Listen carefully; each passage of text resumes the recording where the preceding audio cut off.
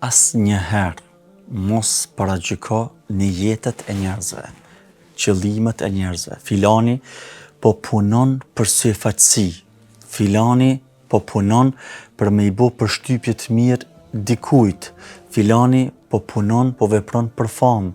Halani po e bën këtë për like.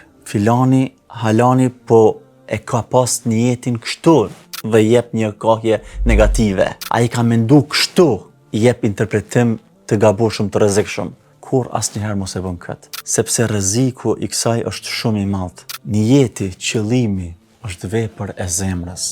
Nuk ka qasje aty dikush përveç Allahu xhelle xhelalu. Ai është I vetmi që ka kompetencën, edhe mundësinë, edhe dijen për atë që e mbajnë zemrat e njerëzve. Prandaj ti e ki obligim si musliman me pas mendim të mirë për tjerët, me pas mendim të mirë për nijetet e tjerëve. إنهم الرهط لا ريب فيهم على نجب الفردوس بالنور تسرح. Një prej dietarëve të tabiinëve me emrin Mekhul ka thonë e kam pa dikë duke qajtur në namaz dhe kam paragjyku se po e bën me syfaqësi dhe jam privu një vit nga të qajturit.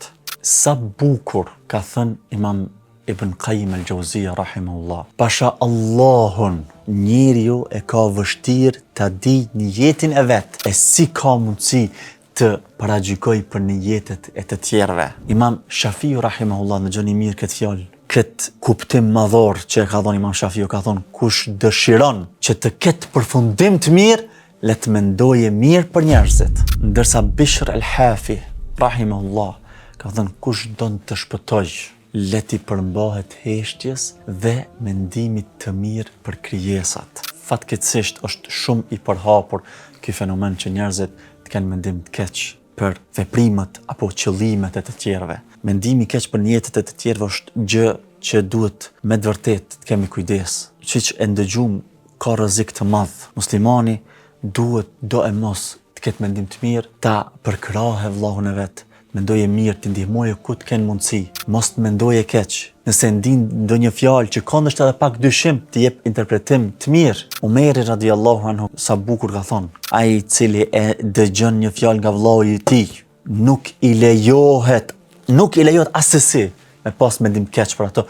Nëse ka mundësi me I dhon kohje të mirë, me I dhon kuptim të mirë, apo interpretim pozitiv, me ja gjet një mënyrë me pas një interpretim të bukur, të mirë, pozitiv.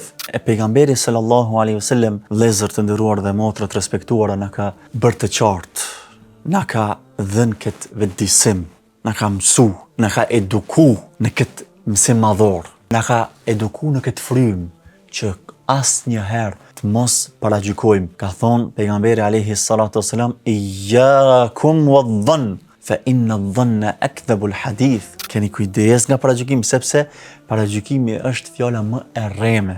Dhe ka vazhdu pejgamberi alayhi salatu wasalam, keni kujdes, mos I hulumtoni tëmetat e njëri tjetrit, mos spiononi, mos garoni, këtë është kuptimi në formë negative, mos keni zili njëri tjetrin, mos e urreni njëri tjetrin, mos ja ktheni shpinën njëri tjetrit, por se bëhuni robër të Allahut vëllezër. Pra nëse do me qenë me të vërtet një rob I denj I Allahut azza wa jall, ashtu qysh e don Allahu subhanahu wa taala, nuk paragjykon për njerëzit, nuk paragjykon për nijetet e njerëzve.